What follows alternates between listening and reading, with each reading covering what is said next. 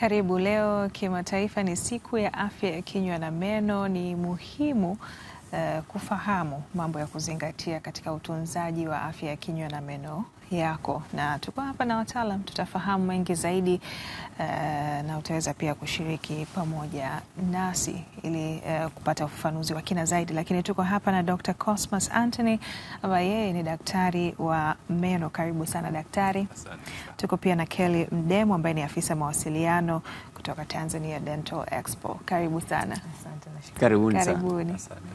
Na tumezungumza leo ikiwa ni maadhimisho ya siku ya afya ya kinywa na meno kimataifa, lakini pengine tuanze kwa tafsiri kwako daktari. Tunapozungumzia afya ya kinywa na meno, tunagusia eneo hilo tu ama kuna maeneo mengine ambayo yanahusishwa?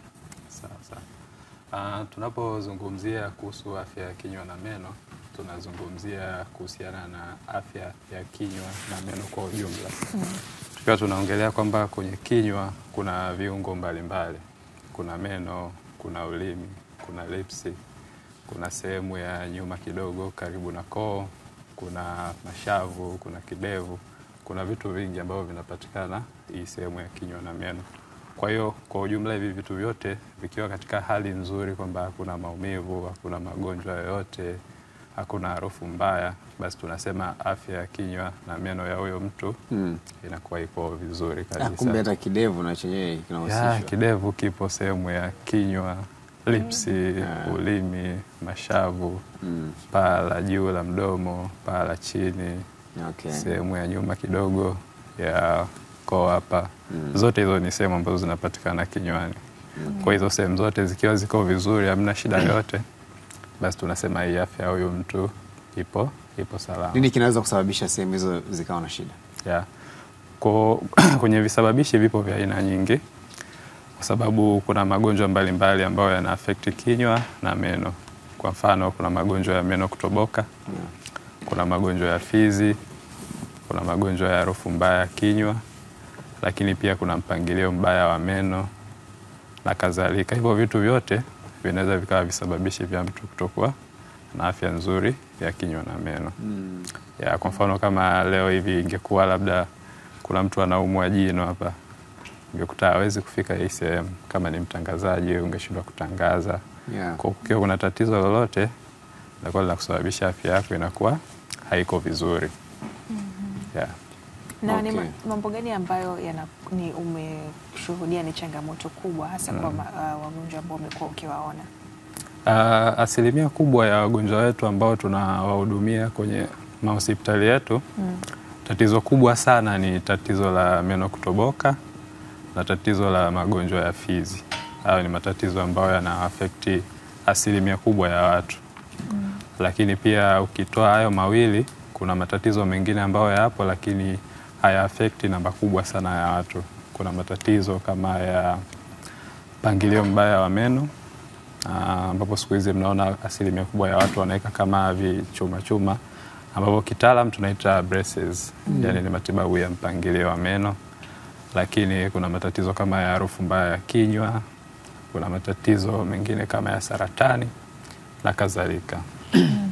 Na nini hasa ambacho kinasababisha meno kutoboka na wengine hayatoboki? Kisababishi kikubwa cha meno kutoboka ni matumizi ya vitu vyenye sukari.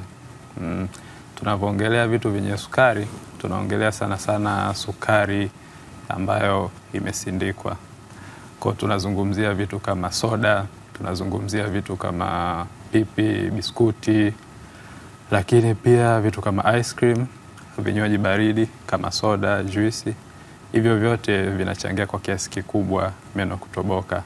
Na pia pale mtu ambapo anakuwa hafanyi usafi mzuri wa kinywa, ukichanganya na hivi vitu vyenye sukari, basi unakuta huyo mtu anakuwa katika hatari kubwa ya kupata tatizo la meno kutoboka. Sasa Kelly, hebu tuambie sasa kile ambacho mnakifanya kwenye Tanzania Dental Expo na ni nini hasa na ni lini ambayo mnatarajia kufanya hiyo?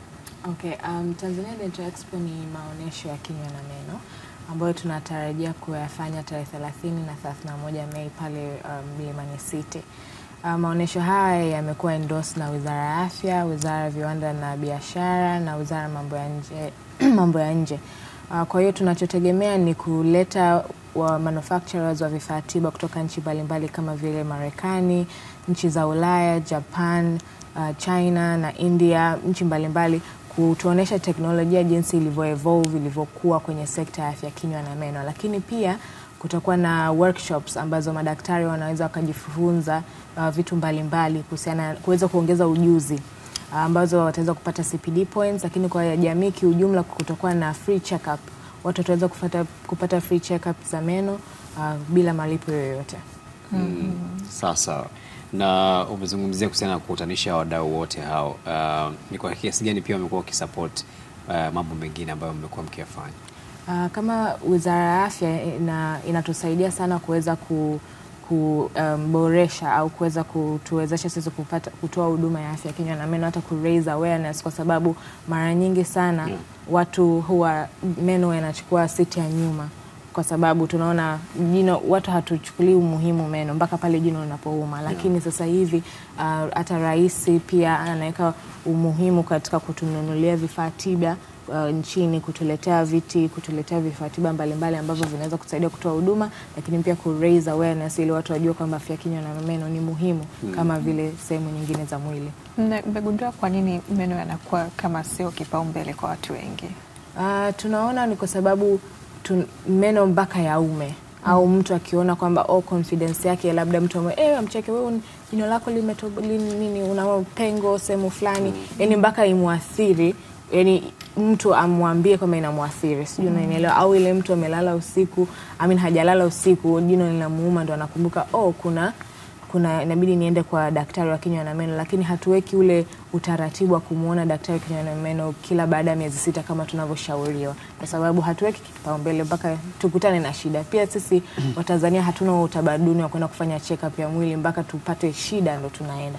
Kwa hiyo hivi ku raise awareness inatusaidia kidogo kuwaelimisha kwamba namba moja, kufanya check up haiumi, haupati tabu yoyote, ni daktari tu anaenda kuangalia, kama kuna shida yote atakushauri. Lakini mara nyingi mtu anayekuja kufanya check up baada kila miezi 6, mara nyingi tu ni kuhakikisha kwamba anafanya usafi unaotakikana na kinywa chake kipo salama. Nasema shida ukiitafuta utaipata. Hapana, mara kuitafuta wanakuipata. Kama usipoitafuta haitani. Sasa daktari, nataka kufahamu mambo gani ambayo inawezekana tunafanya kwa kujua au kutokujua yanaweka hatarini afya ya kinywa na meno yetu? Ndio, sasa kwenye unapozungumzia mambo, kuna mambo mengi lakini nitapenda nizungumzie mambo machache. Kuna visababishi ambavyo ni riski, vinatusababishia magonjwa mbalimbali ya kinywa na meno. Kwa kiasi kikubwa itabidi tujitahidi kuvipunguza, kuvifanya au kuviacha kabisa. Cha kwanza, kwa mfano, matumizi ya vitu vyenye sukari kwa wingi inabidi tupunguze, hasa kwa watoto, kwa sababu ukiangalia asilimia kubwa kwa sisi wazazi tunakuwa tunawapatia watoto zawadi za vitu vyenye sukari ambavyo vinakuwa ni risk factor. Yani tunafanya ndo tunawapenda. Yani kwa mfano kama mtoto amerudi anakusumbua kidogo, unamletea pipi, unamletea biskuti, unamletea juisi, unamletea chocolate. Kwa vile vitu unavyomletea collectively vinakuwa ni risk factor kwa meno yake kutoboka. Matumizi ya bidhaa za tumbako, kwa mfano sigara, ugoro, vyote ni hatari kwa afya zetu za kinywa na meno, lakini pia kwa afya kwa ujumla. Matumizi ya pombe kali nayo sio mazuri, lakini pia inabidi tujitahidi kuwa na utamaduni wa kuwatembelea madaktari wa kinywa na meno angalau mara 2 kwa mwaka kwa ajili ya uchunguzi. Hata kama hauna tatizo ni vizuri, kwa sababu ukiweza kwenda mapema, kama kuna tatizo likigundulika, utatibiwa na gharama zitakuwa ni ndogo. Lakini unavyochelewa, tatizo linakuwa ni kubwa, gharama zinakuwa kubwa, lakini mwisho wa siku unaweza kujikuta pia unapoteza jino lako. Kwa siku tunatakiwa kupiga mswaki mara ngapi na kwa muda gani? Kwa siku tunashauriwa kupiga mswaki angalau mara 2 kwa siku, na kitaalam tunatakiwa tupige asubuhi na jioni, lakini asubuhi ilipaswa tupige baada ya kunywa chai. Lakini sasa sio kabla. Lakini sasa unakuta kutokana na pia baada ya kunywa chai. Sasa unaweza ukasahau. Unakuta kutokana na majukumu tunakuja kunywa chai ofisini. Kwa mwisho wa siku huwezi ukaja na mswaki hapa uanze kupiga. Kwa asubuhi na usiku baada ya kupata chakula cha usiku, labda umekunywa na juice, unasafisha kinywa chako, unalala, ili ile protection ambayo utaipata pale inaenda mpaka siku ya kesho yake. Na unapiga kwa muda gani? Unapiga dakika 1, dakika 2, dakika 5? Tunashauriwa angalau kuanzia dakika 2 kuendelea, kwa sababu tunapopiga chini ya dakika 2 maana yake unajua meno ni mengi. Meno yako 32 na na sehemu almost kama 5. Kwa hiyo ukitumia muda mchache unajikuta hausafishi sehemu zote vizuri. Kwa hiyo ndo unajikuta unakuja kupata magonjwa ya fizi baadaye. Lakini pia kitu kingine cha muhimu, tunatakiwa tutumie dawa gani. Kwa mfano kuna dawa nyingi za meno zinazopatikana, lakini sisi kama wataalamu tunashauri dawa zinazotumika at least dawa yako uwe unayoinunua iwe na madini ya fluoride. Sawa. Kwa hiyo kunazo dawa ambazo zina madini ya fluoride na nyingine ambazo hazina. Sisi tunashauri zile ambazo zina madini ya fluoride kwa sababu ndo zinazokupa ulinzi dhidi ya meno yako kutoboka. Kwa hiyo ni muhimu unapokwenda kununua dawa yako ya meno basi ujitahidi kuangalia kama imeandikwa ina madini ya fluoride. Rangi ya meno ni rangi gani? Ni nyeupe, kuna unjano, yani inatakiwa iwe na rangi gani? Ngoja kwanza, ngoja daktari atuambie. Kwa sababu nimewahi kusikia kwamba meno asili yake rangi yake sio nyeupe. Labda utueleze hapo daktari. Sasa kwenye swala la rangi ya meno kuna variation kidogo kati ya mtu mmoja na mtu mwingine. Lakini rangi ya meno huwa sio ile nyeupe kabisa ambayo unaiona kama ya karatasi. Huwa inakuwaga kama cream fulani hivi. Lakini sasa kuna utofauti. Ndio hiyo. Kuna utofauti. Kuna wengine ambao wanaweza wakawa nayo meupe zaidi, lakini wengine yanakuwa yamefifia kidogo. Lakini kuna wengine ambao wanatamani yani meno yao yawe meupe kama karatasi. Kwa hiyo kunazo huduma mbalimbali ambazo mtu anaweza akafanya ili kupata rangi ambayo anaidesign. Lakini kwa hiyo haitafsiri kwamba mtu kama sio meno yake meupe kama karatasi au meupe kwamba ni machafu. Ni kawaida, sio shida. Isipokuwa tu kuna vitu ambavyo ikitokea ukaviona kwa mfano kwenye meno ambavyo ni vya tofauti na rangi ya jino la kawaida. Yaani kwa mfano jino lako lilikuwa lipo na rangi, lakini sasa hivi kwanza kuona kama kuna utando unajikusanya na nini, ujue sasa hapo kunaweza kukawa kuna shida inajitengeneza. Kuna changamoto ya harufu ya kinywa wakati mwingine na kuwa ngumu hata kumwambia mtu pale ambapo anakuwa unakuta mtu yuko smart, kijana, handsome boy, binti mrembo, lakini changamoto kama hiyo inatokana na nini? Sasa tatizo la harufu mbaya kinywani ni tatizo kidogo ambalo sio zuri kwa kweli, kwa sababu linaweza likakusababisha kwa unakosa confidence, unakuwa unashindwa kujiamini. Hata ukikaa na watu hivi unaweza washangaa watu wanakukwepa. Ukikaa na watu unataka uweke distance kidogo. Kuna vitu vingine unashindwa kufanya. Kwa visababishi vinaweza vikawa vipo vingi, lakini tunaweza tukavigawanya katika makundi kama mawili. Kuna visababishi ambavyo ni vya kinywani na vingine ambavyo sio vya kinywani. Visababishi vya kinywani mara nyingi kuna magonjwa ya fizi, kutokufanya vizuri usafi wa kinywa, lakini pia kuna baadhi ya magonjwa ambayo yanaweza yakapelekea kupata harufu kama ukiwa na saratani ya kinywa. Lakini pia ukiwa na meno yaliyotoboka, kuna mashimo yanakuwa kinywani yanatunza uchafu, yanapelekea harufu mbaya ya kinywa. Lakini pia kuna watu wana matatizo mate yanakauka mdomoni, nao wana hilo tatizo. Kwa hivyo vinaweza vikawa visababishi moja wapo. Lakini kuna watu wengine ambao wana matatizo kama kwenye koo, wana matatizo yale ya tonsillar stones. Unakuta mtu anatoa kama kidude kama cheupe hivi kipunje kwenye koo. Kinakuwa kina harufu mbaya sana. Kwa kinaweza kikawa kisababishi. Lakini kuna watu ambao wana magonjwa ya koo kama tatizo la kutoa asidi kutoka tumboni kuja kwenye koo. Watu ambao wana magonjwa kama ya vidonda vya tumbo. Lakini pia kuna uwezekano mtu akawa na magonjwa mengineyo ambayo yanaweza akawa pia yanamsababishia harufu. Kwa ni vizuri mtu akiwa na tatizo kama hilo awatembelee madaktari wa kinywa na meno ili waweze kumfanyia uchunguzi. Kama kuna matatizo kinywani, maana yake tutayasolve, tunategemea tatizo lake itaacha. Lakini kama sio, huwa tunawapa rufaa kwa ajili ya kwenda kufanya check up sehemu nyingine ambazo tunaweza tukahisi zinaweza zikawa visababisha. Kuna mtu anauliza, inawezekana sasa yule ambaye ana hali hiyo hatambui, unamwambiaje? Hajui kama sasa unajua inakuwa ni ngumu kwa watu wengine kwa sababu mtu anaogopa. Kwa mfano nikimwambia mtu ananuka mdomo atajisikiaje? Lakini unaweza ukajaribu kutafuta njia ambayo haitamuumiza yule mtu ili aweze kuweza kujua tatizo lake. Kwa mfano inaweza ikawa ni rafiki yako, unaweza tu kumwambia hivi, ushawahi kwenda kuwaona madaktari wa kinywa na meno? Anasema labda sijawahi kwenda. Unamshauri tu anamuuliza kwa nini kuwatembelea. Anamuuliza kwa nini? Eti Kelly. Kuna changamoto. Unamwambiaje? Kwa moto hapo. Lakini unajua ukimwambia mtu unajua unaweza ukajaribu kumwambia kwanza kwa njia za kama hivyo, kama ushawahi kwenda. Daktari jaribu kumwambia Kelly. Kama Kelly. Sasa sikwambie wewe. Basi niambie Kelly, niambie mimi. Hapo unaanza kusema sasa rafiki yangu labda kwa wiki ijayo tumtembelee daktari wa kinywa na meno, nimeona labda wana offer nini, twende tufanye check up tuone meno yetu, kinywa chetu kina nini liu, yani kwamba unajiweka pamoja, yani mimi nawe tupo kwenye part of the solution. Sasa unajua ukifika kwa daktari lazima umuelezee unachotaka, yani lazima uwaye shida yako ni sasa pale daktari akishamuona akiamwangalia anambia okay, labda una meno yaliyotoboka ambayo yanakupelekea au labda uwasiliane kwanza na daktari bwana. Sasa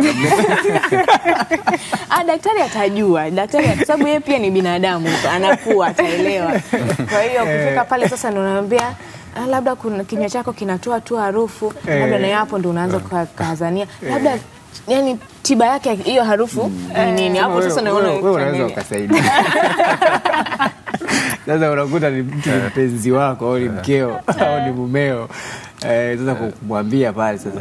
Lakini unajua, kwa mfano mimi kwa experience yangu nimeshakutana na watu ambao wanasema aliambiwa na mke wake au rafiki yake, kwamba nishaambiwa na zaidi ya mtu mmoja kwamba kidogo harufu inakuwa sio nzuri. Hata rafiki. Kwa hiyo unajikuta tu mtu, unajua ukiambiwa na watu wawili watatu unaona kweli ni tatizo, unajikuta tu unaenda ili upate suluhisho. Mimi nikikwambia kwa ndugu yangu harufu kidogo sio rafiki. Kwa hiyo mtu angalie michakato tuweze kuiweka sawa. Lakini uligusia hapo kuhusiana na issues za ulinzi wa meno na nimekumbuka sana ndugu zangu ambao wanatoka kaskazini. Unajua ni wazi kabisa sisi ambao tumeishi kule unakuwa kwenye wengi tu ambao tunawaona wanakuwa na changamoto ya meno kubadilika rangi. Na moja kati ya vitu ambavyo vinaelezwa ni kwamba maji ambayo wanatumia yanakuwa sio yana madini gani ambayo yanabadilisha vitu kama. Sasa watu wa eneo hilo, ni eneo kubwa sana, wameathirika kwa kiasi kikubwa sana. Wanatakiwa waishije ama wafanye nini ili wasipate hizo changamoto za meno kubadilika rangi au meno kuharibika? Sasa changamoto ya unaoizungumzia manake kwa kitaalamu tunaita fluorosis. Mara nyingi huwa ina-affect watu ambao wanapatikana mikoa ile ambayo imepakana na bonde la Ufa, mikoa kama Kilimanjaro, Arusha, Manyara, Singida, Mara na kadhalika. Changamoto kubwa ni kwamba zamani watu wengi walikuwa wanatumia maji ya chemchem, maji ya mtoni kwa matumizi yao ya kawaida. Na ile mara nyingi huwa ina-affect meno kipindi yakiwa yanatengenezwa. Kwa hiyo kwa mfano kwa mtu ambaye ni wa kaskazini lakini amezaliwa kama Dar es Salaam au mkoa mwingine ambao sio kanda ile, hapati tatizo kama hilo. Kwa hiyo kwa kiasi kikubwa saizi maji ambayo watu wanatumia ni maji ambayo ni ya bomba, ambayo yamekuwa treated vizuri, lakini pia yanakuwa hayana kile kiasi kikubwa cha madini ya fluoride ambacho kinaweza kika-affect meno yao. Kwa kiasi kikubwa hili tatizo linaenda likipungua, sio kama ilivyokuwa zamani, kwa sababu watu wengi sasa hivi hawatumii tena yale maji ya kuchota kwenye visima, kwenye nini. Kwa tatizo nalo linaenda kidogo likipungua. Ila shida kubwa ilikuwa ni kwamba kwenye maji yao wanayotumia yanakuwa na madini ya fluoride kwa kiasi kikubwa kuliko ile ambayo inahitajika. Sawa Dokta. Sasa leo ni siku ya afya ya kinywa na meno na inaadhimishwa katika maeneo mbalimbali. Kule Kijichi kuna kambi ambayo imewekwa pale kwa ajili ya kupima afya ya kinywa na meno hasa kwa watoto, na mwenzetu Jeffrey Mponda yuko pale. Jeff, karibu sana, uendelee. asante sana wenzangu studio. Ni katika kilele cha maadhimisho ya siku ya afya ya kinywa na meno duniani hapa katika shule ya awali na msingi Doris Kijichi hapa Dar es Salaam, ambapo maadhimisho ya kilele hiki yanafanywa chini ya hospitali ya rufaa ya Epifani ambayo inapatikana hapa Kijichi. Bwana Idi Sawa, yeye ni miongoni mwa waratibu katika hospitali hii ya Epifani, waandaaji wa tukio hili muhimu. Pengine tuzungumze naye machache kabla ya kuendelea na kile ambacho tumekusudia kukuletea leo hii katika kuhakikisha ya kwamba wanafunzi wa shule hii ya Doris wanapata matibabu ya kinywa na meno. Naam, Bwana Idi Sawa, furaha kubwa kukutana nawe leo. Pengine hii ni siku ya namna gani? Nashukuru sana. Hospitali ya rufaa ya mkoa ya Epifani iko katika manispaa ya Temeke, ikijumuika pamoja na shule ya awali na msingi ya Doris ambayo iko kwenye manispaa ya Temeke katika kata ya Mbagala Kuu katika eneo la Kijichi mjini Dar es Salaam. Hospitali ya Epifani imekuwa mdau mkubwa wa kutoa elimu ya afya katika maeneo tofauti. Hivyo leo katika kilele cha siku ya kinywa na meno duniani, tumeona ni bora tuje katika shule ya awali na msingi ya Doris kujumuika pamoja ili kuweza kutoa elimu ya afya ya kinywa na meno. Kama ilivyo desturi yetu, kunapotokea shughuli kubwa kama hizi lazima tujumuike na wenzetu tuliokuwa nao majirani ili kutoa elimu iliyokuwa bora kuhusu afya ya kinywa na meno. Okay. Kwa nini mmeamua kuja kuifanya hapa na wanafunzi wa Doris? Ni jambo la muhimu kwa sababu elimu ya afya inaanzia katika msingi, na msingi ni watoto. Watoto wakipata elimu nzuri juu ya afya ya kinywa na meno inasaidia sana kujenga afya iliyokuwa bora ya kinywa na meno. Mimi nakushukuru sana. Rejea kwenye mjadala kuhusiana na siku ya afya ya kinywa na meno ambao tumekuwa nao hapa studioni, na mwenzetu Jafari Mponda alikuwa akitueleza kuhusiana na kambi ambayo yanaendelea kule Kijichi ya kupima afya ya kinywa na meno kwa watoto.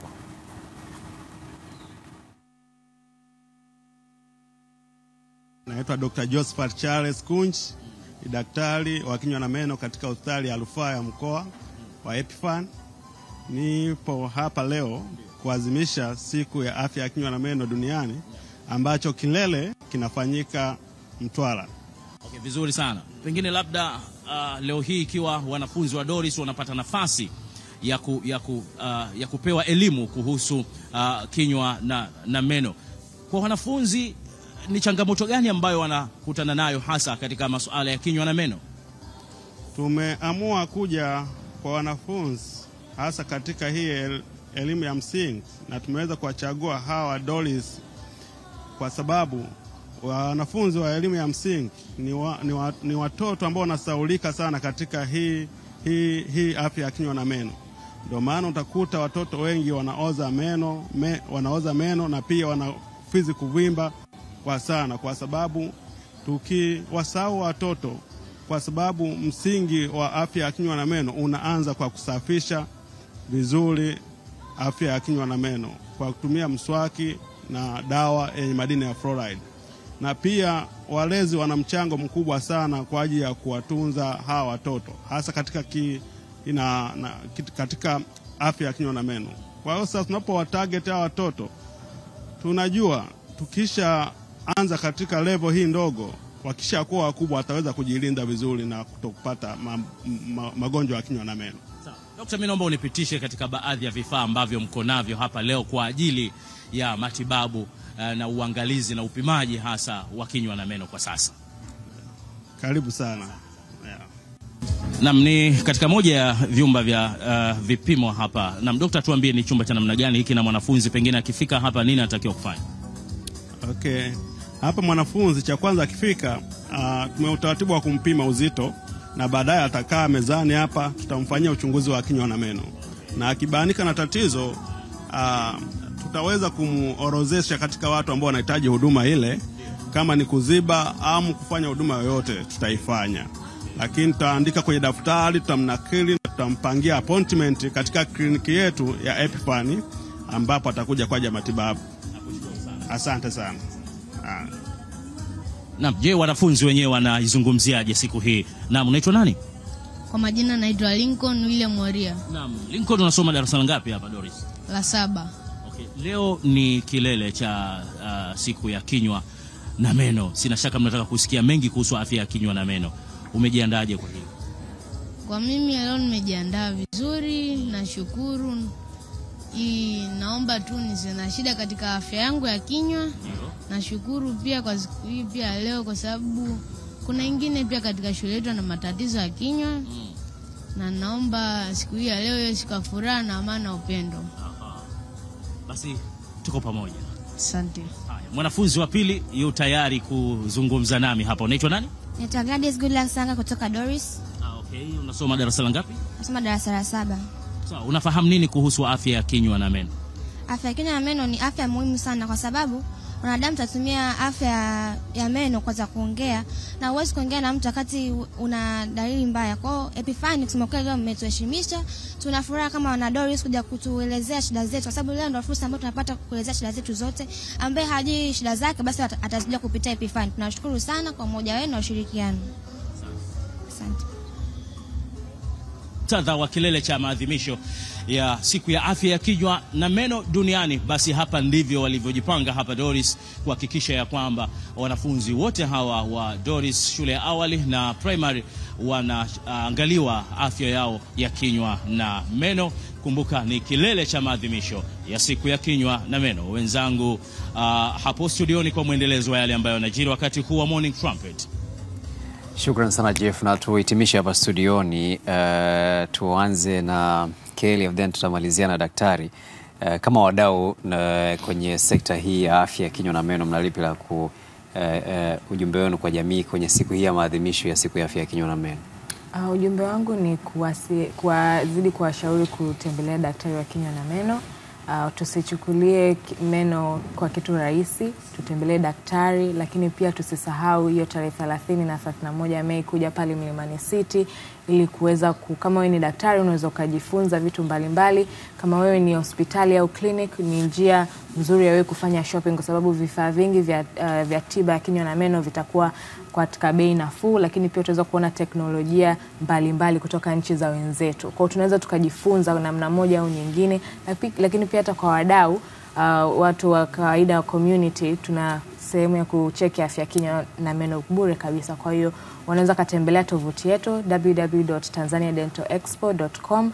Tunakaribisha exhibitors, tunakaribisha sponsors. Wanaweza wasiliana nasi kupitia namba zetu kwenye hiyo website yetu ya www.tanzaniadentalexpo.com. Sawa kabisa daktari, tumaliza.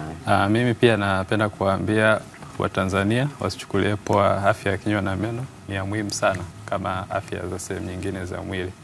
Pia tunawakaribisha sana Smile Dental Clinic, tunapatikana Posta na Masaki, na pia wanaweza kutembelea page zetu za Instagram na TikTok na Facebook. Wanaweza kuona vitu mbalimbali ambavyo tunafanya na huduma mbalimbali ambazo tunatoa.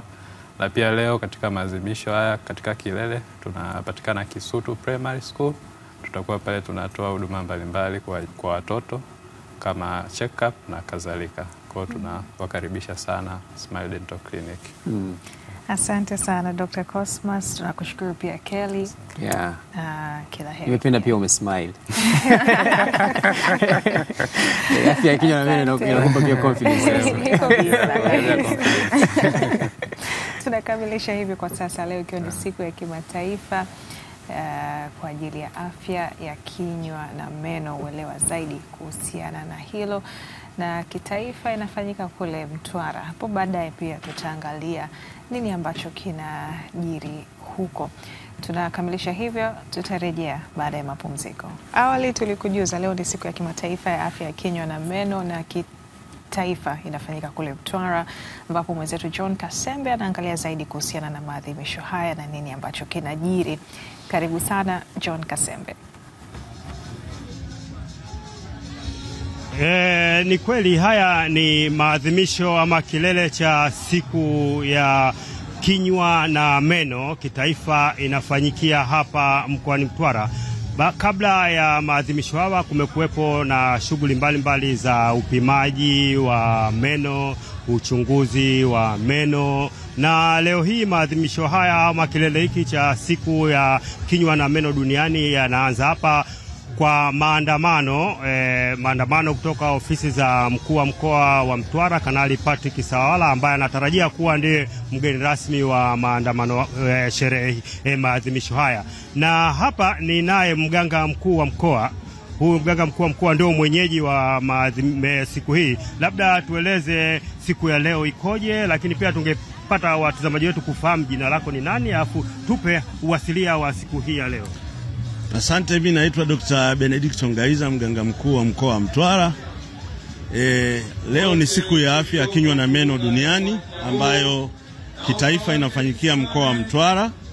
Tunaishukuru Wizara ya Afya na Ofisi ya Rais TAMISEMI kwa kutuletea maadhimisho haya. Kimsingi maadhimisho haya yana lengo la kuwafahamisha wananchi huduma za kinywa na meno kwa ujumla, kwamba kuna baadhi ya maeneo watu wamezoea huduma ya kinywa na meno ni kung'oa jino. Sasa uwepo wa maadhimisho haya na shughuli hizi zinawapa elimu wananchi kwamba huduma ya kinywa na meno sio kung'oa, ni kutibu, kuziba, kuweka viungo bandia ili watu warejeshewe nuru yao ya kama ilivyo kauli mbiu ya mwaka huu. Kwa hiyo tumekuwa na wiki ya afya ya kinywa na meno kuanzia tarehe 14 mpaka jana tarehe 19, ambapo wananchi wengi wamejitokeza kwenye halmashauri zetu zote 9 na hospitali zetu za rufaa ya kanda na hii ya mkoa, ambapo zaidi ya wananchi 2500 wamepata huduma mbalimbali ikiwemo upasuaji mkubwa na upasuaji mdogo. Kwa hiyo imekuwa ni fursa. Pia shule zetu wanafunzi wameweza kutembelewa na kupewa elimu na wataalamu wa kinywa na meno ambao wametoka nchi nzima Tanzania. Pia maadhimisho haya huwa yanatoa fursa kwa wataalamu ambao wako Tanzania kwa ujumla kufika maeneo mbalimbali ya maeneo ambapo maadhimisho haya yanafanyika. Kwa hiyo kwa sisi mkoa wa Mtwara mwaka huu halmashauri zote zimeshiriki. Kwa hiyo wale waliotoka Ngara, waliotoka Manyara, waliotoka Kigoma wameweza kuona mkoa wa Mtwara na faida za kuwepo mkoa wa Mtwara, mambo mazuri yaliyoko mkoa wa Mtwara. Wamejifunza mengi, lakini wametoa huduma kwa wananchi. Tunawashukuru sana. Asante sana Dokta. Watazamaji wetu, huyu ni mganga mkuu wa mkoa wa Mtwara, lakini pia ni naye hapa rais wa chama cha wataalamu wa afya ya kinywa na meno Tanzania. Karibu sana. Labda tungepata tufahamu jina lako na tuambie siku ya leo wewe kama rais mnaiadhimisha kwa namna gani? Asante mtangazaji. Majina yangu naitwa Dr. Gema Zakaria Berege. Ni kama ulivyosema, ni rais wa chama cha wataalamu wa afya ya kinywa na meno Tanzania, kwa kifupi TDA, kwa Kiingereza Tanzania Dental Association. Hiki ni chama kinachowajumuisha wataalamu wote wa tasnia ya afya ya kinywa na meno. Tuko hapa mkoani Mtwara kwa ajili ya kusherehekea kilele cha maadhimisho ya siku ya afya ya kinywa na meno duniani ambayo kitaifa yamefanyika hapa mkoani Mtwara. Tumekusanyika wataalamu kutoka mikoa yote Tanzania na tumekuwa na jumla ya wataalamu 89 ambao tumefika hapa kutoa huduma kwa wananchi wa Mtwara. Tumeungana na wenzetu 31 wa hapa Mtwara.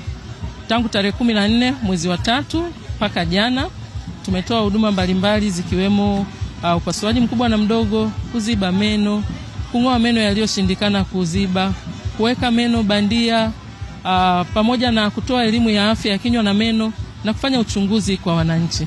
Na katika maadhimisho haya tumeweza kuwapatia meno bandia wananchi wapatao 192 bila gharama yoyote. Wamepatiwa wengine seti moja, wengine 2 za meno, na hii inaakisi kauli mbiu yetu ya mwaka huu ya maadhimisho inayosema kinywa chenye furaha, fikra tulivu. Tunafahamu ukosefu wa meno au kupoteza meno ni namna gani kunaleta tatizo kidogo kwenye akili. Mtu atajitenga, mtu atashindwa kutamka maneno vizuri, lakini pia atakuja kupata maumivu baadaye ya misuli ya usoni na mengine mengi, ukiachilia mbali kushindwa kutafuna chakula. Kwa hiyo anashindwa kutabasamu. Hii inaweza kumsumbua kidogo kichwani. Kwa hiyo tunafanya huduma, tunasisitiza kauli mbiu yetu kwa sababu tafiti zimedhihirisha kwamba kuna uhusiano mkubwa kati ya magonjwa ya kinywa na meno na magonjwa ya akili, kama ambavyo magonjwa mengine yameonekana ya moyo na mengine mengi. Kwa hiyo tuko hapa Mtwara kuhamasisha wananchi walinde afya zao za kinywa na meno ili kuweza kulinda afya zao za mwili mzima. Tunashukuru uongozi wa mkoa wa Mtwara, wametupokea vizuri sana, wametutunza vizuri mpaka leo tunafika mwisho. Kwa kweli tumefurahi sana, tumefurahi kufanya kazi tukiwa kwenye ardhi ya Mtwara. Mtwara Kuchele, fikra kinywa chenye furaha, fikra tulivu. Asante sana Rais. Naam, kama mlivyosikia, huyo ndio rais wa wataalamu wa vinywa na meno hapa Tanzania. Na kama nilivyosema, haya ni maadhimisho ya siku ya kinywa na meno yanayofanyika kitaifa hapa mkoani Mtwara. Kwa sasa hivi kama mnavyoona hapa mbele yangu, haya ni maandamano ambayo yanaashiria kuanza rasmi siku hii ya leo katika hivi viwanja vya Mashujaa hapa mkoani Mtwara. Na zaidi tutaendelea kuwajuza hapo baadaye katika taarifa zetu zijazo. Kwa sasa tuwarudishe studio kwa matangazo zaidi.